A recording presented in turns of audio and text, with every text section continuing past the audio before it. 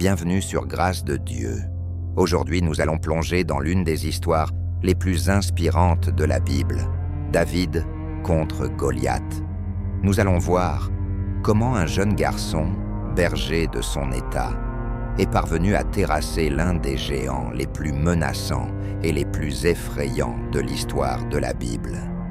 Nous allons voir comment tout devient possible lorsque, comme David, nous choisissons d'abandonner tous nos problèmes entre les mains de Dieu et de lui faire entièrement confiance pour mener nos combats. Commençons. L'histoire de David et Goliath est l'une des plus célèbres de la Bible, symbolisant le triomphe du faible sur le fort grâce à la foi et au courage. Cette histoire, située dans le premier livre de Samuel, nous montre comment un jeune berger, avec une confiance absolue en Dieu, a défié et vaincu un géant redoutable. En nous basant sur les éléments bibliques, nous allons donc vous raconter l'histoire complète de David du début à la fin. Mais, avant cela, si vous ne l'avez pas encore fait, pensez à vous abonner à notre chaîne Grâce de Dieu, afin de ne rien manquer de nos futures vidéos. Pensez aussi à aimer cette vidéo et à laisser vos sujets de prière dans les commentaires pour que nous puissions continuer à prier pour vous. Plongeons-nous maintenant dans cette passionnante histoire de David contre Goliath. David, une figure centrale de la Bible, est souvent célébré pour ses exploits en tant que roi et guerrier. Mais son enfance fournit également des indices cruciaux sur son caractère et sa destinée future. David est né à Bethléem, une petite ville située dans la région de Judée. La Bible ne précise pas l'année exacte de sa naissance, mais elle est estimée à environ 1040 avant Jésus-Christ, pendant la période des juges en Israël. Il était le plus jeune fils de Jessé, Éphratite de Bethléem, et de son épouse, dont le nom n'est pas mentionné dans la Bible. Jessé était un homme respecté et descendant de Ruth et Boaz, figures emblématiques de la lignée messianique.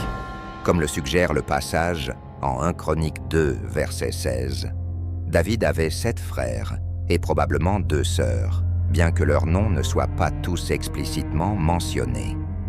Bien qu'il soit le plus jeune de ses frères, David montrait déjà des signes de son caractère exceptionnel dès son enfance. Il passait ses journées à garder les troupeaux de son père, une tâche apparemment humble, mais qui a joué un rôle crucial dans son développement.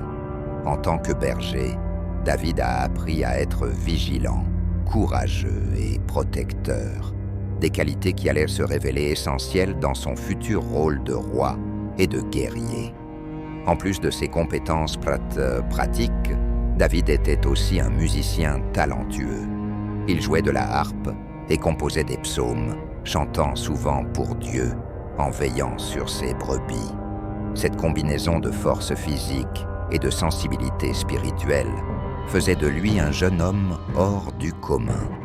Sa foi, inébranlable en Dieu, était évidente, même à un jeune âge. Et cela ne passa pas inaperçu. Le tournant décisif dans la vie de David survint lorsque le prophète Samuel, agissant sous les ordres de Dieu, se rendit à Bethléem pour oindre le futur roi d'Israël. Bien que Saül fût encore le roi régnant, Dieu avait rejeté Saül en raison de sa désobéissance et cherchait un nouveau leader pour son peuple. Samuel arriva chez Jessé et demanda à voir ses fils. Les frères aînés de David passèrent devant Samuel, mais Dieu n'en choisit aucun. Enfin, Samuel demanda s'il restait un autre fils, et Jessé fit venir David des champs. Dès que David arriva, Dieu dit à Samuel, « Lève-toi et oins-le, car c'est lui. » Ainsi, Samuel oignit David, et l'Esprit de Dieu vint puissamment sur lui. David était décrit comme un jeune homme beau et de bonne apparence. Mais plus que son apparence physique, c'était son cœur et sa foi inébranlable en Dieu qui le distinguaient. Il était courageux, comme en témoignent ses combats contre les prédateurs pour protéger son troupeau. Sa dévotion spirituelle se manifestait non seulement par sa musique, mais aussi par ses prières et ses psaumes, qui sont encore chantés et priés aujourd'hui. Les relations familiales de David étaient complexes.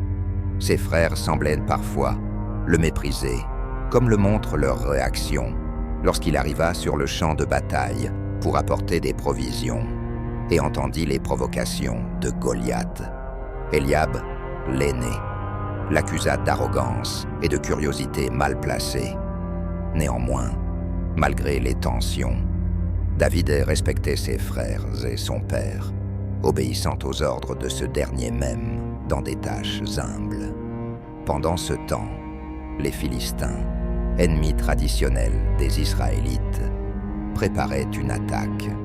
Ils campaient sur une colline, tandis que l'armée israélite campait sur une autre colline, avec une vallée entre eux, Jammeh. Chaque jour, un champion philistin nommé Goliath descendait dans la vallée pour défier les Israélites. Goliath était un géant, mesurant environ 3 mètres de haut. Son armure était lourde et imposante, et il portait une lance massive. Goliath se moquait des Israélites, les défiant de lui envoyer un homme pour se battre contre lui en duel. Il proclamait que si l'Israélite le tuait, les Philistins deviendraient leurs serviteurs, mais si lui, Goliath, gagnait, les Israélites seraient soumis aux Philistins. La vue de ce géant terrifiant et ses provocations quotidiennes remplissaient l'armée israélite de peur et de découragement. Goliath est décrit dans 1 Samuel 17 comme un géant philistin originaire de Gath, l'une des 5 principales villes des Philistins. Les Philistins étaient un peuple de la mer, ennemi récurrent des Israélites, habitant la région côtière de Canaan. Goliath est surtout connu pour sa taille impressionnante et son apparence terrifiante.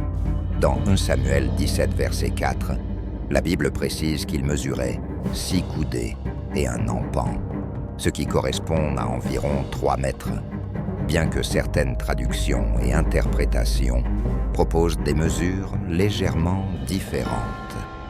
Ce qui distinguait Goliath des autres Philistins, c'est le fait qu'il était vraiment impressionnant et terrifiant. La description de son équipement est détaillée dans la Bible, soulignant non seulement sa taille, mais aussi son équipement impressionnant et sophistiqué pour l'époque. À titre d'information, il faut savoir qu'il portait un casque en bronze, un matériau précieux et robuste. Sa cotte de maille pesait 5000 cycles de bronze, soit environ 57 kg. Cette armure offrait une protection significative contre les armes tranchantes et perçantes. De plus, il portait des jambières pour protéger ses jambes. Sa lance était aussi impressionnante que le géant lui-même.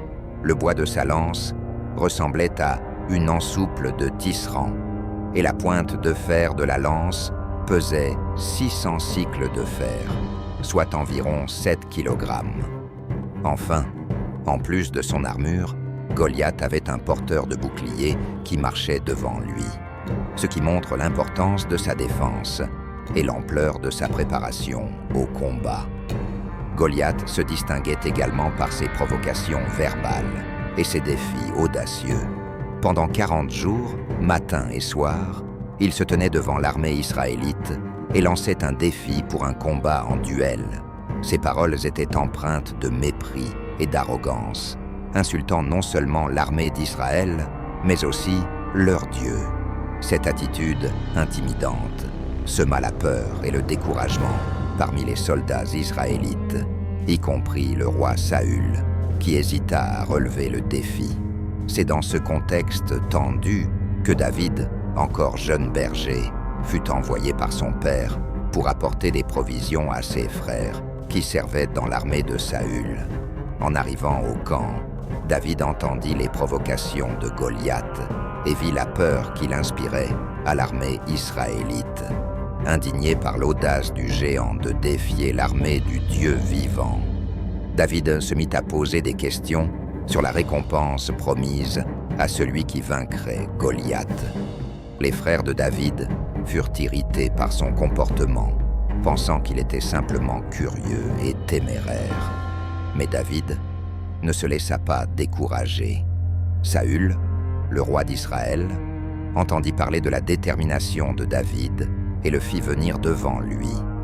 David déclara à Saül « Que personne ne perde courage à cause de ce Philistin.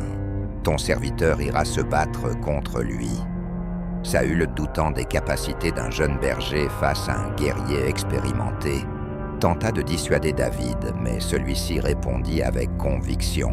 « Ton serviteur gardait les brebis de son père, et quand un lion ou un ours venait enlever une brebis du troupeau, je le poursuivais, je le frappais et j'arrachais la brebis de sa gueule.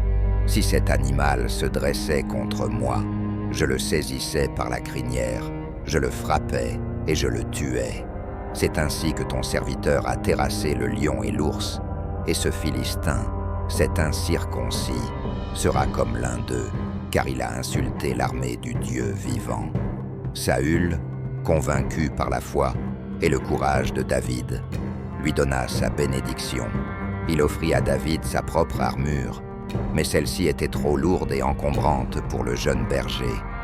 David préféra s'en passer, se fiant à son lance-pierre et à sa foi en Dieu. Il prit 5 pierres lisses du torrent et les mit dans sa sacoche de berger, puis il s'approcha de Goliath. Lorsqu'il vit David, Goliath le méprisa. « Suis-je un chien pour que tu viennes à moi avec des bâtons ?» se moqua-t-il. Goliath maudit David par ses dieux et ajouta « Viens ici, que je donne ta chair aux oiseaux du ciel et aux bêtes des champs. » David répondit avec audace « Tu viens à moi avec l'épée, la lance et le javelot, mais moi, je viens à toi au nom de l'Éternel des armées, le Dieu des troupes d'Israël que tu as insulté.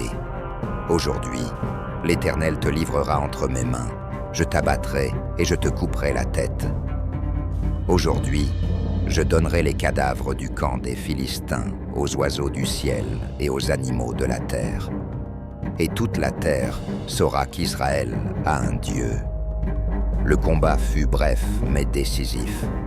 David courut vers Goliath, mit une pierre dans son lance-pierre et la lança avec précision. La pierre frappa Goliath au front, s'enfonçant dans son crâne. Le géant tomba face contre terre. David courut, se tint sur lui, prit l'épée de Goliath et le décapita avec. En voyant leur champion mort, les Philistins prirent la fuite et les Israélites les poursuivirent, remportant une grande victoire ce jour-là. Cette victoire marqua un tournant pour David. Il devint immédiatement un héros national. Sa réputation de guerrier courageux et de leader fidèle à Dieu se répandit rapidement, bien qu'il ne soit pas encore roi. Cette victoire contre Goliath fut un signe précurseur de son futur rôle de monarque d'Israël. L'histoire de David et Goliath est riche en enseignements spirituels et moraux. Elle montre comment la foi en Dieu peut donner du courage face à des défis apparemment insurmontables. David n'était pas seulement un jeune berger, il était un instrument de Dieu, utilisé pour montrer que la vraie force vient de la foi et de la confiance en l'Éternel. La victoire de David sur Goliath est souvent interprétée comme une métaphore de la capacité des faibles à triompher des forts lorsqu'ils sont soutenus par une foi sincère et une cause juste. David, devenu plus tard roi d'Israël, continua de montrer ses qualités de foi et de leadership. Son règne fut marqué par de nombreuses batailles, des défis personnels et des succès. Il est aussi connu pour avoir écrit de nombreux psaumes, exprimant des sentiments de joie, de douleur, de repentance et de louange envers Dieu. La vie de David, avec ses hauts et ses bas, est un témoignage puissant de la relation intime qu'il entretenait avec Dieu. Pour les croyants, L'histoire de David et Goliath est plus qu'une simple leçon de courage. Elle est une démonstration de la puissance de Dieu à œuvrer à travers les personnes ordinaires pour accomplir des choses extraordinaires. David n'a pas vaincu Goliath par sa propre force, mais par la puissance de Dieu travaillant à travers lui. Cela nous rappelle que, peu importe la taille de nos défis ou la grandeur de nos ennemis, avec la foi en Dieu, nous pouvons surmonter tous les obstacles. En conclusion, l'histoire de David et Goliath est une leçon intemporelle de foi, de courage et de confiance en Dieu. Elle montre que Dieu utilise souvent les plus humbles et les plus improbables de ses serviteurs pour accomplir ses desseins. Pour David, ce fut le début d'une vie dédiée à servir Dieu et son peuple, montrant que, avec Dieu, tout est possible. Que cette histoire continue d'inspirer et de renforcer la foi de tous ceux qui l'écoutent. Et à vous, avez compris qu'avec Dieu, tout est possible. Que cette histoire vous aide à vaincre tous vos Goliaths. Que vous ayez des problèmes de santé, des soucis financiers ou tout autre problème, sachez qu'avec Jésus-Christ de Nazareth, votre victoire est assurée. Que Dieu vous bénisse abondamment. À très bientôt pour une autre histoire biblique passionnante.